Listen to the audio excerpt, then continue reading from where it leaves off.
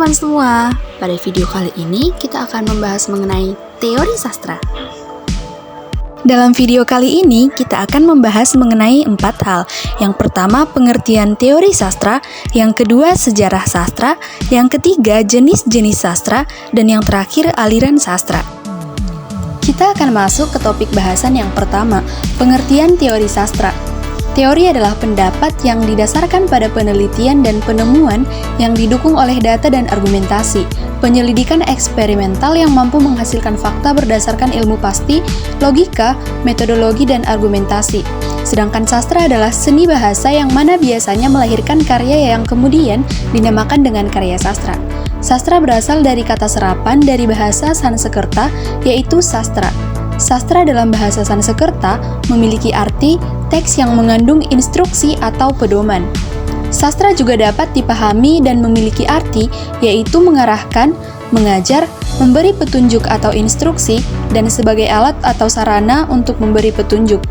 Teori sastra ialah cabang ilmu sastra yang mempelajari tentang prinsip-prinsip, hukum, kategori, kriteria karya sastra yang membedakannya dengan yang bukan sastra.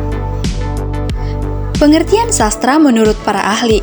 Yang pertama, Sapardi Djoko Damono.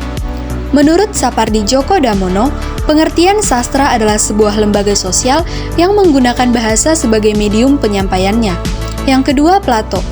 Plato mengungkapkan bahwa sastra merupakan hasil tiruan atau gambaran dari kenyataan atau mimesis. Yang ketiga, Taum. Sastra menurut Taum adalah bentuk karya cipta atau fiksi yang bersifat imajinatif dan menggunakan bahasa yang indah serta keberadaannya dapat berguna untuk hal-hal lain. Kita akan masuk pada topik bahasan yang kedua, sejarah sastra. Ada beberapa kategori dalam sejarah sastra berdasarkan sejarah perkembangan sastra. Dalam hal ini adalah sejarah perkembangan sastra di Indonesia. Setidaknya hingga saat ini, sejarah sastra terbagi menjadi 8 bagian, yaitu sebagai berikut. Yang pertama, Angkatan Pujangga Lama.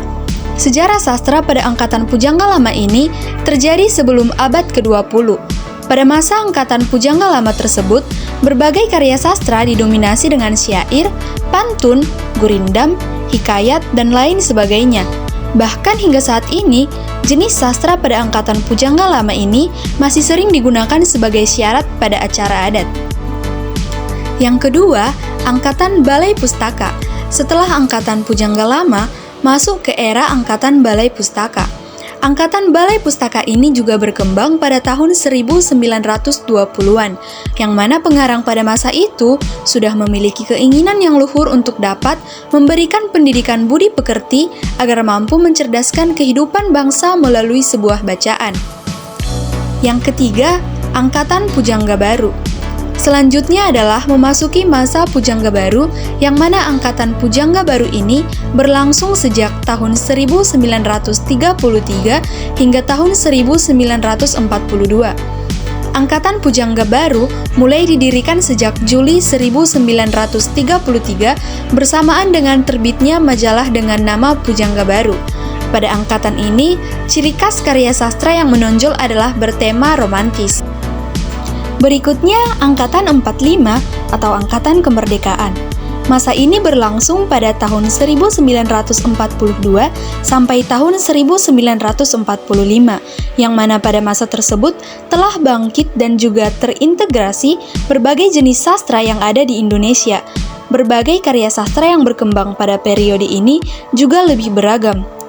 Tak hanya itu, pada periode ini, karya sastra yang diciptakan lebih realistis jika dibandingkan dengan karya sastra pada angkatan-angkatan sebelumnya. Di periode ini, karya sastra biasanya mengangkat adanya berbagai masalah sosial, misalnya korupsi, penyelewengan, ketidakadilan, dan lain sebagainya. Yang kelima, Angkatan 50-an. Periode Angkatan 50-an ini biasanya ditandai dengan terbitnya sebuah majalah sastra yang berjudul Kisah oleh H.B. Jazin. Majalah tersebut berhasil bertahan hingga tahun 1946 dan berlanjut dengan majalah sastra yang lainnya. Ciri khas yang dimiliki oleh periode sastra Angkatan 50-an adalah karya sastra yang didominasi oleh cerita pendek. Yang keenam ada Angkatan 66. masuk ke periode atau angkatan 66 dimulai dengan terbitnya sebuah majalah sastra yaitu Horizon.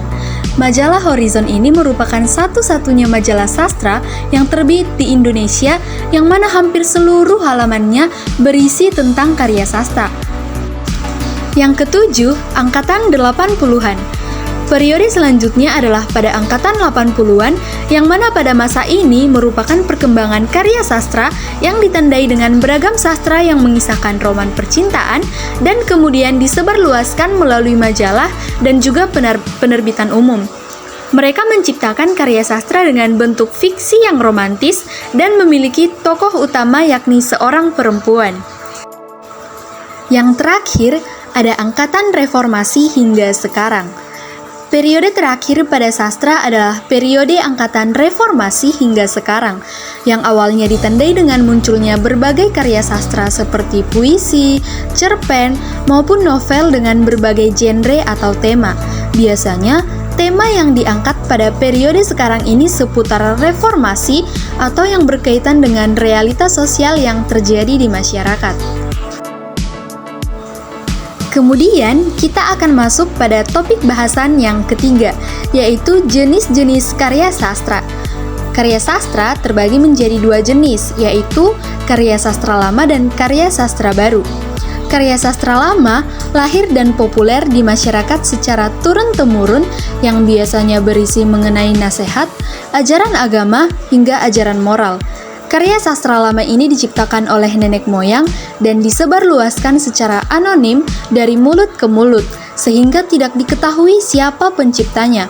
Contohnya, pantun, dongeng, hikayat, mitos, legenda, gurindam, dan lain sebagainya.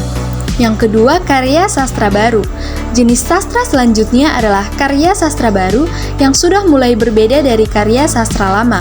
Karya sastra baru ini tidak dipengaruhi adat atau kebiasaan masyarakat setempat, akan tetapi lebih cenderung dipengaruhi oleh karya sastra bangsa barat atau Eropa. Karya sastra baru ini memiliki banyak genre yang mana sesuai dengan realitas sosial yang terjadi di dalam masyarakat. Contohnya, novel romantis, komik, dan lain sebagainya. Topik bahasan kita yang terakhir adalah aliran-aliran sastra. Yang pertama yaitu idealisme. Aliran ini mengemukakan bahwa dunia ide, cita-cita, dan harapan menjadi dunia utama yang dapat dituju dalam pemikiran manusia. Yang kedua, materialisme. Aliran ini memiliki keyakinan bahwa segala sesuatu yang bersifat kenyataan dapat diselidiki dengan akal manusia. Dan yang terakhir adalah eksistensialisme. Aliran ini merupakan aliran yang muncul akibat ketidakpuasan atas dikotomi aliran idealisme dan materialisme dalam memaknai kehidupan.